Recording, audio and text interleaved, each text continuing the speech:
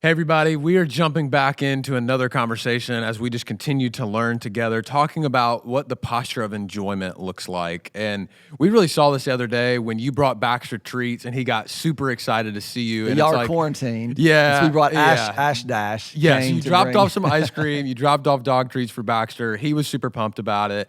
And it really just kind of showed us this picture of what humans like do with joy. It's the same. It's like you brought me something and I'm really excited about it now. Baxter. And it connected to me back to on Sunday where you were talking about what does it look like for us to wonder in God's love? What can we do? Like, where are you at right now in your processing of that? What's the next step for us in the way that we think about that? Yeah, and I think the picture of Baxter is so important, or so perfect, because a lot of times Baxter sees the greenies, and he's excited about greenies, and his joy comes from because he's getting what he wants, and it's all circumstantial. And a lot of us, that's the only way that we learn how to enjoy our lives is when things are going well, or when we're kind of getting what we want.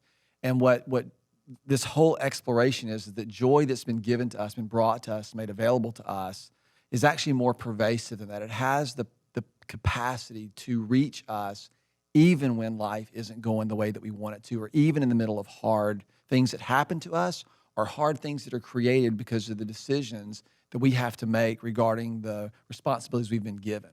Yeah, and I think that one of the passages that you spent a good bit of time in on Sunday was Hebrews 12, and it talks about perseverance, and it talks about is kind of where you introduce the idea where when Jesus is talking in several different instances is John 16, where he talks about how the joy that we will have, no one can take it from us, but then we in this world that we will experience trouble, and it's like these two things existing at the same time. So like as we're walking in this, like how do we process that? Like how do we process with perseverance through these things? And I think, Carson, you bring up, that's exactly what Hebrews 12 says. It says there's a race that has been set out before us, and it's the call that on my life and your life and everybody, it's what we've been asked and invited to do. And there's a perseverance that's required, which means there are going to be points in time in which we're going to want to quit or bail or get out. And that's the point where we have to lean in or press in or continue in, and there's got to be something available to us. And the interesting thing about that passage is at the very end, or in the middle of it, it says that when it talks about Jesus, who for the joy set before him endured the cross and scorning its shame. And as I've been thinking about that, what it always feels like to me is that there's something that is on the other side of this hardship that I'm going to get. And often in my brain, I just think of it like a carrot on the stick. Like if I do this well, if I endure or persevere well, then I'll get this joy that is promised to me at the end of this. And there's really two ways to think about this. Either there's something that's just available after all this is over, and that's not untrue, right? At the end of this life, there's a fullness of joy and a finality, a permanence to this that we're going to experience forever in his presence. But the other thing that I began to wonder is, could it also mean that there's a joy that's available to us now that allows us to persevere? It's not just something that we go through without joy until something happens, but it's actually something that's available to us now. And I think that connects even back to Baxter with the reason that he's excited is that we're there. Right. He's probably not sitting around that excited all day. You show up from work, and what happens? And he starts jumping. He's like a pogo stick. So right? sometimes, but we don't always get that resolve. Like we don't always get that outcome that makes us happy, which is where I believe Jesus invites us into faithfulness. So how do we practice that? Yeah, and I think that's the whole thing. What we celebrate at Christmas is that God is with us. I mean, when you come home and Baxter is bouncing up down, what he recognizes, oh, Carson is with me, and this is awesome. And I think this is where we have to sort of, even the call from Hebrews 12 is to consider Jesus. And I think a lot of us consider what he thinks about things, whether it's issues or politics or whatever. We consider what he thinks, and then we try to align ourselves with that, or we consider what he would do, and we try to do those things. We don't spend enough time really considering who he is and what he means to us and what his love for us, or what the love that he demonstrated towards us really is about. And that's part of where, for me, one of the things I love about what we get to do day in and day out, there's a complexity and a reality to the work of Port City Church. It's a large organization, and it forces us, it doesn't insulate us from what the real world is like. We deal with relational issues.